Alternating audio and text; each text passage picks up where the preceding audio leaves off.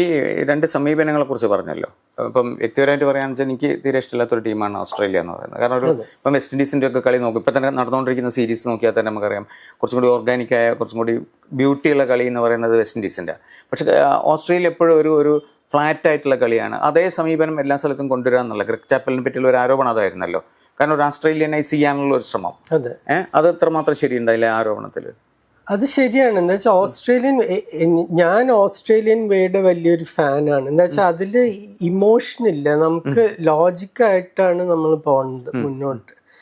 അപ്പൊ ഇതില് ഏറ്റവും നല്ല 11 കളിക്കാരെ സെലക്ട് ചെയ്യുക, അതിലൊരാളെ ക്യാപ്റ്റൻ ആക്കുക. അത് അത്ര അവരുടെ മെത്തേഡ് വളരെ സിമ്പിളാണ്, അല്ലാതെ അധികം ചിന്തിക്കണ ഇതൊന്നുമില്ല. പിന്നെ ചാപ്പലിന്റെ ഇതെന്തായിരുന്നു എന്ന് പറഞ്ഞാൽ, ഇന്ത്യൻ ക്രിക്കറ്റിലുള്ള പ്രശ്നം നമ്മളെപ്പോഴും ഔട്ട്കം മാത്രമാണ് നോക്കണം. ഒരാൾ സെഞ്ചുറി അടിച്ചോ 5 വിക്കറ്റ് എടുത്തോ അത് മാത്രമല്ല, ഔട്ട്കമ്മിന് ശരിക്കും ഒരു പ്രസക്തിയും പാടില്ല സ്പോർട്സിൽ. ഇപ്പം ഇന്നലത്തെ ഫുട്ബോൾ കളി നോക്കിക്കഴിഞ്ഞാൽ ഇപ്പൊ 3-0 PSG തോൽക്കുന്നു.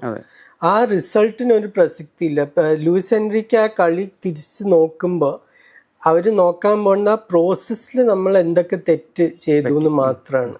ക്രിക്കറ്റിലും അത് തന്നെയാണ്. ഇന്ത്യൻ ക്രിക്കറ്റിൽ ഏറ്റവും വലിയ മാറ്റം വരുത്തിയത് ചാപ്പൽ അതാണ്. ജോൺ റൈറ്റും ചെയ്യാൻ നോക്കിയിട്ടുണ്ടായിരുന്നു, പക്ഷെ ജോൺ റൈറ്റിന് ചാപ്പലിന്റെ അധികാരം ഉണ്ടായിരുന്നില്ല. ചാപ്പൽ വന്നപ്പോൾ ഒരു ക്ലീൻ ഷീറ്റ് പോലെ ബോർഡ് തന്നെ കൊടുത്തു, നിങ്ങൾ എന്ത് മാറ്റം വരുത്തണോ അത് ചെയ്തോളൂ.